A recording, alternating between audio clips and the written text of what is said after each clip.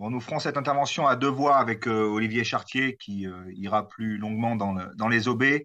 Pour ma part, je me tiendrai à un discours un peu plus général. Bon, je ne veux pas rappeler ce qui a été dit longuement ce matin sur le contexte de la crise économique et sociale que nous sommes en train de traverser. Tout le monde connaît les chiffres, une chute du PIB de 19% au deuxième trimestre, 800 000 emplois détruits sur le premier semestre. Bref, une crise économique et sociale inédite, aux conséquences extrêmement lourdes pour le budget des collectivités territoriales et particulièrement les budgets régionaux.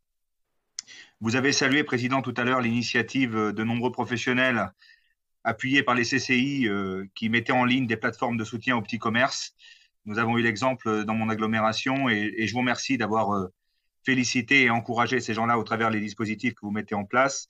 Maintenant, je crois qu'on peut tous collectivement s'interroger sur la gestion de la crise qui est faite aujourd'hui au plus haut sommet de l'État, car il n'y a pas besoin d'avoir fait l'école de guerre ni l'ENA pour comprendre que lorsque l'on autorise le RER, lorsque l'on autorise les transports en commun dans le métro, et que dans le même temps on interdit au commerce de proximité d'ouvrir à La Souterraine, à Saintes, à Angoulême, à Limoges, à Biarritz ou dans des toutes petites villes de France, on peut s'interroger sur l'efficience des dispositifs qui sont pris aujourd'hui par ce gouvernement pour lutter contre la propagation du virus et surtout lorsque l'on sait l'impact qu'il va y avoir sur ce petit commerce en termes de morts économiques programmées, déjà avérées pour certains et programmées pour la suite.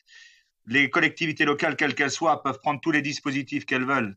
Ça n'empêchera pas des milliers, des dizaines de milliers, des centaines de milliers d'entreprises de passer l'arme à gauche dans les mois qui vont venir.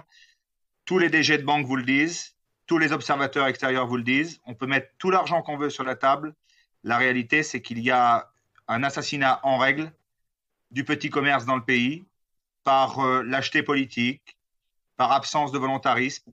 Je ne sais pas comment il faut le qualifier, mais personne ne peut comprendre aujourd'hui que Carrefour, que Leclerc reste ouvert, que des jouets puissent être retirés à la caisse centrale parce que les rayons sont fermés, parce que ce ne sont pas des produits de première nécessité, et que dans le même temps, on interdit à un commerce de proximité de rester ouvert. Ce n'est pas un discours démagogique de tenir ceci, c'est un discours pragmatique que je crois que n'importe quel concitoyen est capable d'apprécier à sa juste mesure. Personne ne peut comprendre la façon dont ça fonctionne. En gros, Amazon l'avait rêvé, la Startup Nation l'a fait. Bravo. Moi, je m'interroge beaucoup sur la façon dont ceci se passe, et je crois que nous sommes tous spectateurs un peu béats de la façon dont nous vivons la gestion de cette crise.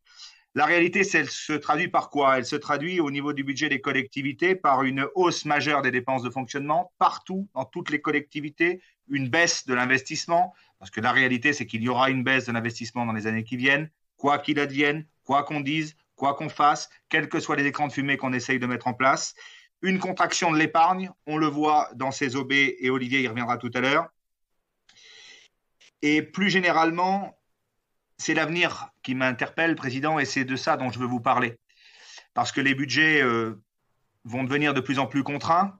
Les choix qui vont être les vôtres pour l'année qui vient et ceux ou de vous-même ou de votre successeur dans les années qui viennent, les choix d'aménagement, les grandes politiques publiques que nous allons devoir mener sur le territoire, on ne pourra pas tout faire, Président. On ne pourra pas tout faire, il faudra faire des choix stratégiques, des choix où on décidera de mettre de l'argent public plutôt dans ce domaine plutôt que dans un autre. Et donc, il faudra réorienter avec des choix très précis ce que l'on veut faire en termes notamment de politique d'aménagement du territoire.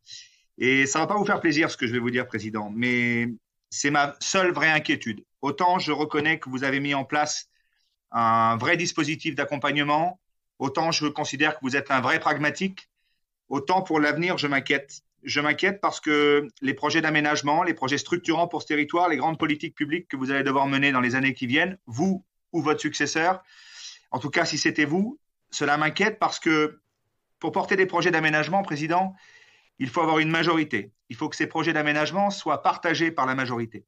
Or, en la matière, avec un argent public qui se fait rare, avec des budgets qui ne sont pas extensibles, je m'inquiète notamment de l'aménagement routier de ce territoire. Quand j'entends les déclarations de Madame Monconduit, nouvelle maire de Poitiers, légitimement élue, félicitations à elle, mais qui dit qu'aujourd'hui, sur la RN 147, il faudrait voir à réorienter les crédits sur le ferroviaire, cela m'inquiète beaucoup, Monsieur le Président.